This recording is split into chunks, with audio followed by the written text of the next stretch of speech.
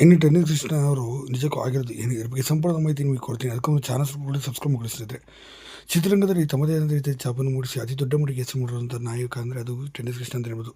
ಪೋಷಕ ಪಾತ್ರಗಳಲ್ಲಿ ಕಾಮಿಡಿಯನ್ನಾಗಿ ಕೂಡ ಮತ್ತು ನಟನ ಸ್ನೇಹಿತನಾಗಿ ಕೂಡ ಮತ್ತು ಸಪೋರ್ಟಿಂಗ್ ರೋಲ್ಗಳಲ್ಲಿ ತುಂಬಾ ಅಭಿನಯಿಸಿ ಒಳ್ಳೆ ಹೆಸರು ಮಾಡೋದಂಥ ನಟ ಅಂತ ಹೇಳ್ಬೋದು. 1989 2000 ಇಸ್ವಿಯ ತನಕ ಸಾಕಷ್ಟು ಬೇಡಿಕೆ ಇದ್ದಂಥ ಅದ್ಭುತವಾದಂಥ ಕಾಮಿಡಿಯನ್ ಅಂತ ಅದು ಟೆನ್ನಿಸ್ ಕೃಷ್ಣ ಅಂತ ಹೇಳ್ಬೋದು. ಮೊದಲನೇ ಸ್ಥಾನವನ್ನೇ ಕಾಯ್ದಿರಿಸಿಕೊಂಡಿದ್ದರು. ಪ್ರತಿಯೊಂದು ಜಗ್ಗೀಶ್ ಸಿನಿಮಾದಲ್ಲೂ ಕೂಡ ನಮ್ಮ ಟೆನ್ನಿಸ್ ಕೃಷ್ಣ ಇರಲೇಬೇಕಿತ್ತು ಅಂತಲೇ ಹೇಳ್ಬೋದು. ಟೆನ್ನಿಸ್ ಕೃಷ್ಣ ಅವರ ಪಂಚಿಂಗ್ ಡೈಲಾಗಿಗೆ ಎಷ್ಟು ಜನ ಫ್ಯಾನ್ಸ್ಗಳು ಆಗಿದ್ದರು ಅಂತ ಹೇಳ್ಬೋದು. ಇನ್ನು 2000 ಇಸ್ವಿ ಬಂದಂಥ ಯಜಮಾನ ಸಿನಿಮಾವರೆಗೂ ದೊಡ್ಡ ಮಟ್ಟಿಗೆ ಬ್ಲಾಕ್ ಬಸ್ಟರ್ ಹಿಟ್ ಕೂಡ ತಂದು ಕೊಟ್ಟಿತ್ತು ವಿಷ್ಣುವರ್ಧನ್ ಅಭಿನಯದ. ಇನ್ನು ಇತ್ತೀಚೆಗೆ 10-12 ವರ್ಷಗಳಿಂದ ಸಿನಿಮಾ ರಂಗ ಸಂಪೂರ್ಣವಾಗಿ ದೂರ ಉಳಿದಿದ್ದಾರೆ. 15 ವರ್ಷಗಳಿಂದ ಸಿನಿಮಾ ರಂಗದಲ್ಲಿ ಇಲ್ಲವಾಗಿದ್ದಾರೆ. ಈ ಬಗ್ಗೆ ಇತ್ತೀಚೆಗೆ ಒಂದು ಪಾಡ್ಕಾಸ್ಟ್ನಲ್ಲಿ ಈ ಬಗ್ಗೆ ಮಾತಾಡಿದ್ದಾರೆ. ನನಗೆ ಸ್ವಂತ ಉದ್ಯಮವನ್ನು ಮಾಡಿಕೊಂಡು ಸಾಕಷ್ಟು ಜನಕ್ಕೆ ಕೆಲಸವನ್ನು ಕೂಡ ಕೊಟ್ಟಿದ್ದೇನೆ. ಅದನ್ನೇ ಈಗ ನೋಡಿಕೊಂಡು ಕೂಡ ಹೋಗ್ತಿದ್ದೇನೆ. ಹೋಟೆಲ್ ಮತ್ತು ರೆಸ್ಟೋರೆಂಟ್ಗಳು ಸ್ಥಾಪನೆ ಮಾಡಿದ್ದೇನೆ. ಪ್ಯಾನ್ ಇಂಡಿಯಾ ಸಿನಿಮಾ ಅಂತೇಳಿ ನಮ್ಮಂತೆ ಹಿರಿಯ ಕಲಾವಿದರು ಮಣ್ಣನೇ ಇಲ್ದಂಗೆ ಆಗಿದೆ ಅಂತ ಹೇಳಿದ್ದಾರೆ. ಈ ಮೂಲಕ ಟೆನ್ನಿಸ್ ಕೃಷ್ಣ ಅವರು ನೆನಪಾಗಿ